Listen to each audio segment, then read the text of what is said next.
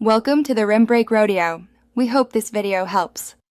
You start now, shut down Windows completely, not restart, and power the PC.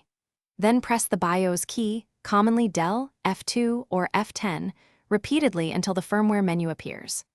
Once done, move to the Boot or Advanced tab using arrow keys. Make sure to note any USB or secure boot settings. You want access to the UEFI/BIOS options to force a recovery boot. This is the only way to get from BIOS into Windows recovery when normal method. Once in BIOS, find the settings that control Secure Boot and UEFI. You may need to disable Secure Boot temporarily so recovery media boots. Then change the boot order. Place your Windows Boot Manager or Recovery USB at the top, using instructions shown on screen.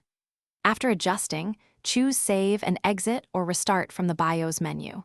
You must force Windows into the recovery environment on the next boot, which is why the boot order and secure. After the system boots into WinRe, select Troubleshoot, then Advanced Options, and then Startup Settings.